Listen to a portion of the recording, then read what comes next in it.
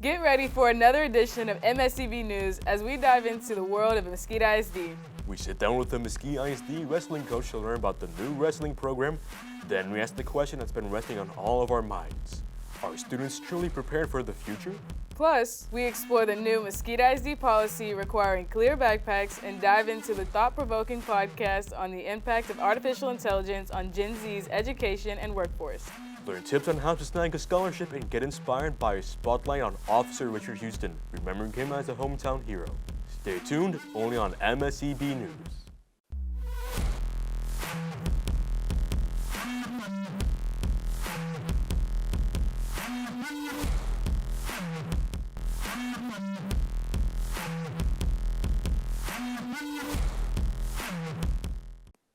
Good afternoon, Mesquite ISD. Thanks for tuning in. I'm Asia Scarbo. And I'm Andrew Chavez, and you're watching MSCB Live, a show produced by MISD students and brought to you live from the TEC studios. We'll bring you the top stories from throughout the district and take an inside look at what's happening in MISD. Let's get to our first story. Our field reporter, Bonifacia, is at the new Mesquite ISD Wrestling facility to talk to Mesquite ISD Wrestling Coach. Let's see what's happening there. I'm here at the wrestling facility interviewing Coach Barnes on the wrestling facility. I am Coach Brett Barnes. It's benefiting the students by, for one, it's giving kids an opportunity to compete in something that they've never had a chance to do before. It's making them tougher. It's building perseverance. It's just teaching them a good work ethic. It's just great for the kids overall. This facility's been here about 1 year. We're in our second year of the program right now. It's still being completed. We've added stuff to it every week, but it's an incredible facility, and Mesquite ISD definitely took care of the wrestling program.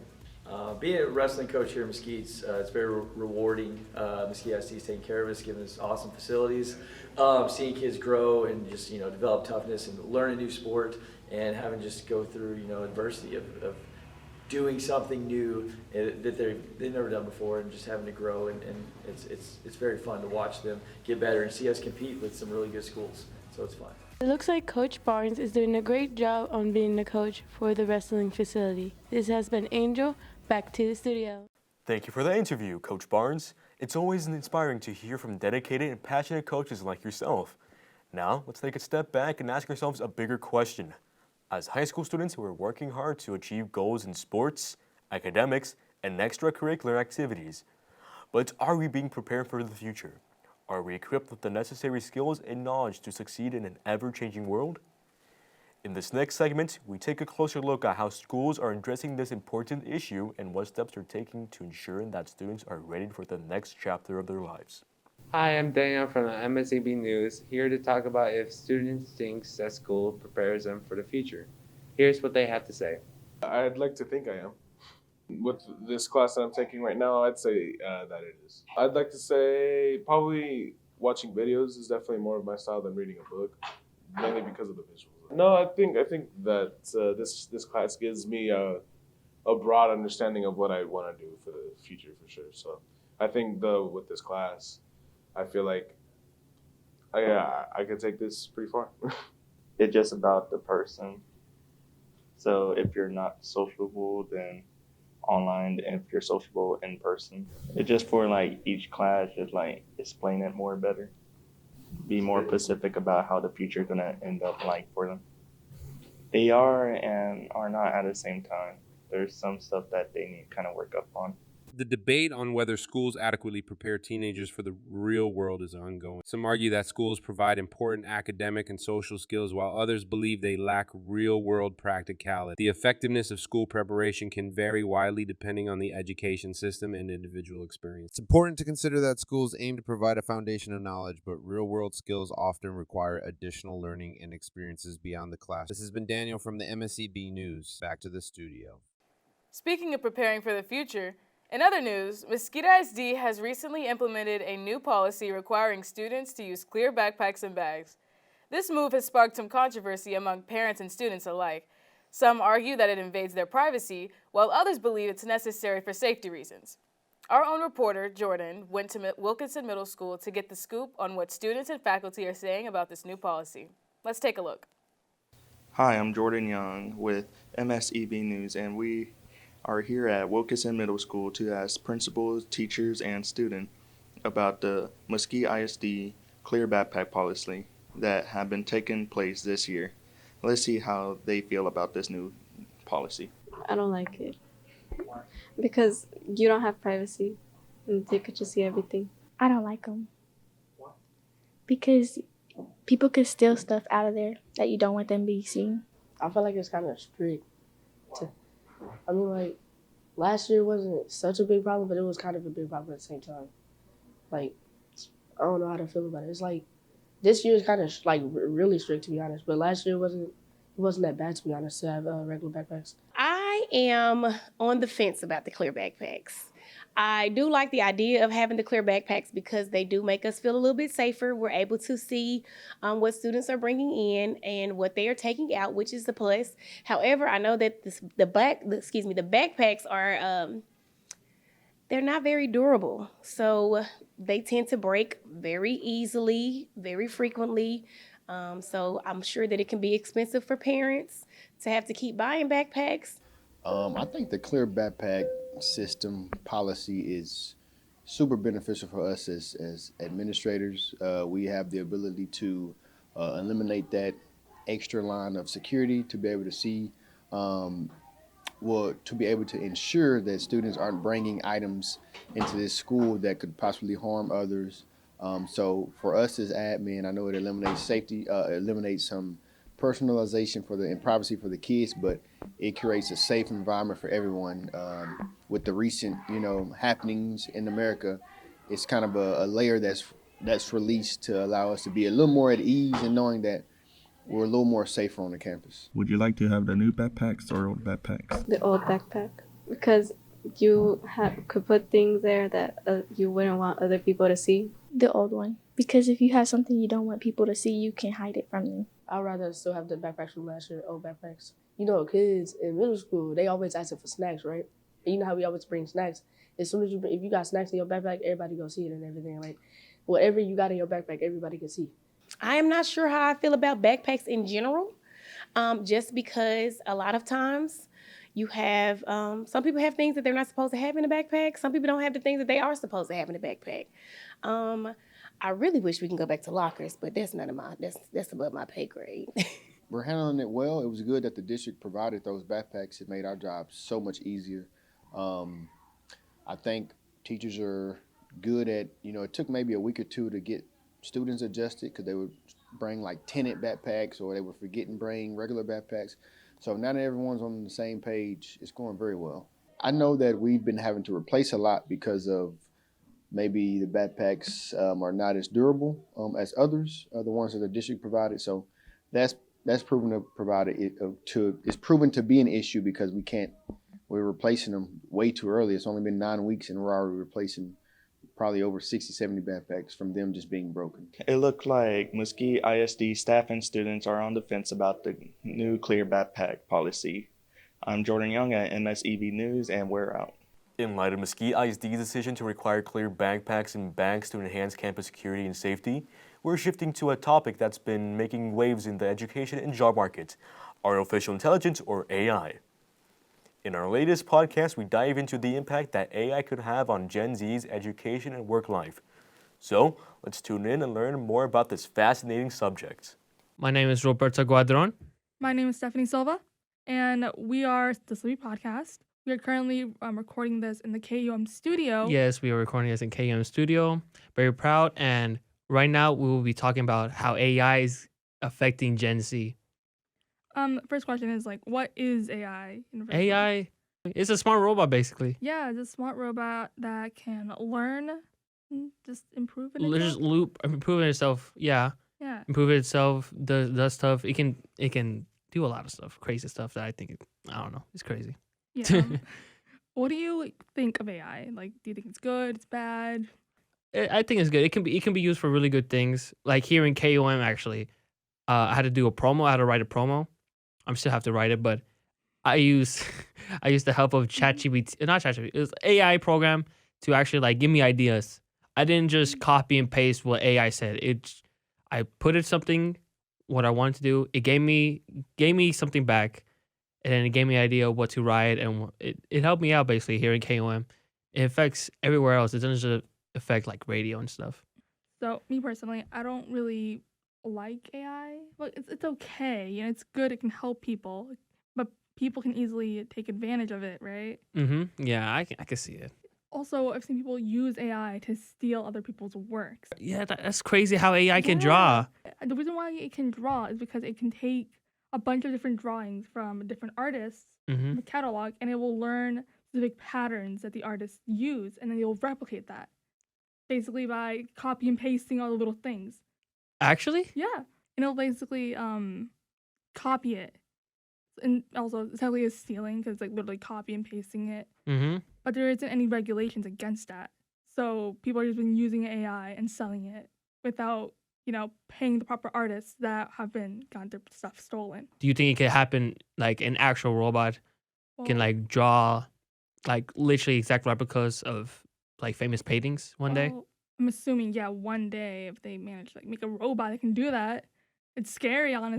That is scary. Honestly, think about that. I mean, it's improvement. It helps people, a lot of people, especially like our KOM teacher, Miss Hill. She says she has a son that can't. He's dyslexic. ChatGPT helps him with like day stuff. Do you remember what she said? What else? Help him like write essays. Write and essay. Stuff like that. Because of this, because see, like ChatGPT could also be really helpful, and I think right now it will do more good than harm. Maybe in the long run, it might become too smart, and we might have a Terminator's like movie happen in real life. Enter the world. End of the world. Robots taking over. Go back in time and stuff. Yeah. Yeah. The thing we need right now is like AI regulations. You know, so make it stop stealing people's stuff. Make it easy to detect when something is AI. And regulations, and so people don't lose their jobs to AI. You know, Yeah. it can really help people.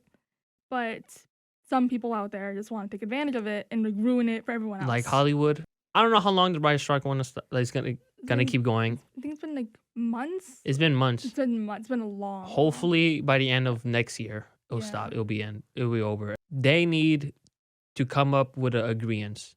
I feel like doing like, I guess like they take a photo, like a full on like scan of the entire like an actor's like whole body, and then they would just copy and paste him to like every movie, and they won't pay him. Maybe they can do that, but every time they put him in a movie, they pay him. Even though he's not actually there, they still use his likeness and stuff. Yeah, but like, well, maybe not right now, because right now it looks bad. Like, really bad. Yeah, it's like uncanny valley. It's creepy. No, it might look good for a horror movie. You know.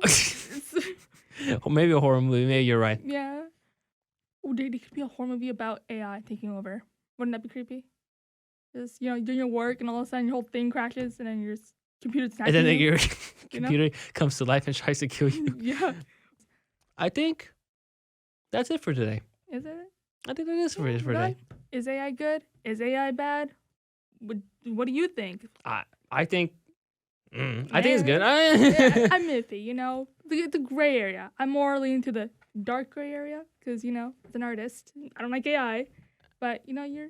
I can take it. It's crazy. You know? Take it or leave it. I'll take it. Yeah. Back to you at the studio. Wow, that was a fascinating discussion on the impact of artificial intelligence on Gen Z's education and work opportunities.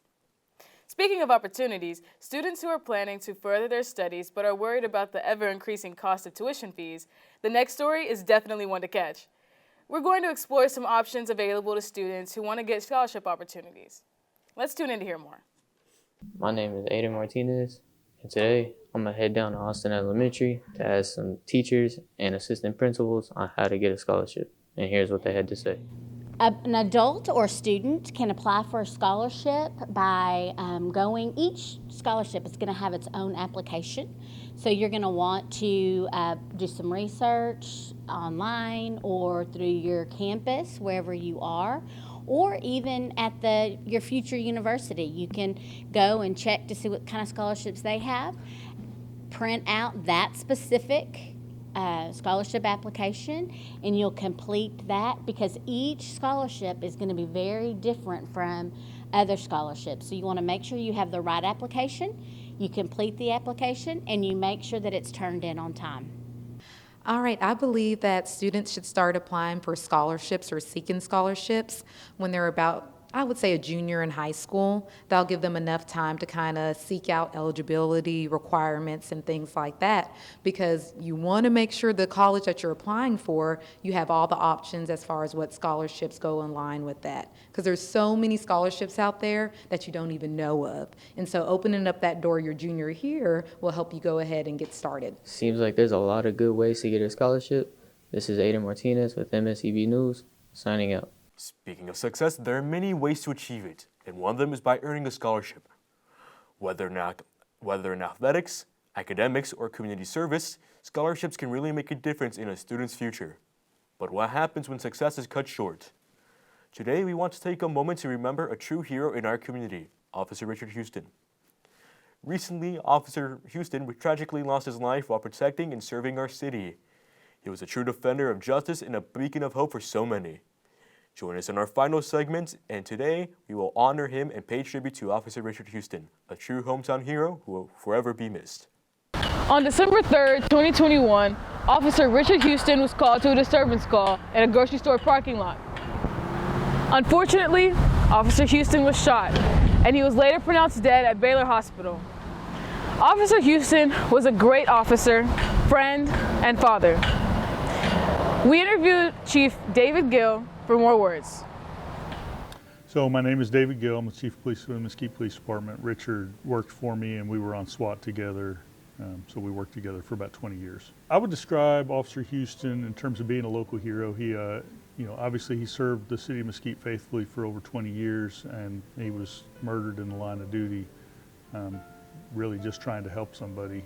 His father was a police officer for the Mesquite Police Department when he was young and died when Richard was very young. He wanted to be a police officer following his father's footsteps, but he also wanted to be a police officer in the city of Mesquite. This was the only place he applied to, and this was the only place he wanted to work. And then obviously he gave his life for this community. Richard was a lot of fun. He was the kind of officer who enjoyed coming to work, and he enjoyed serving the community, and he always had a good time while he was here. He was serious when he needed to be serious, but he was joking a lot when things didn't need to be serious. He felt like, a lot of his life was here at the police department, and it should be an enjoyable time while he was here. And so he was always kind of the life of the party.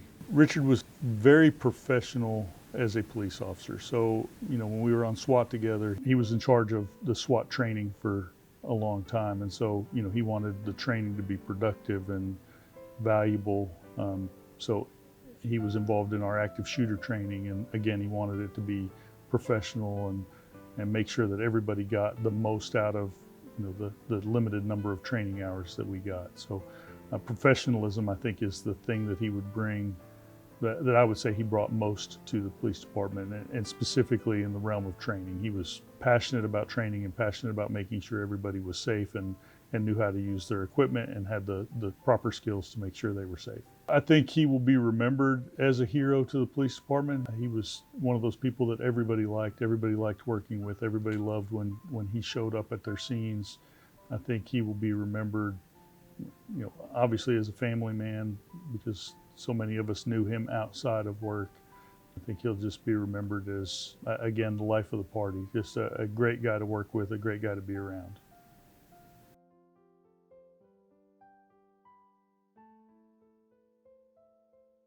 So as you can see, Officer Houston had a huge impact on the Mesquite Police Department.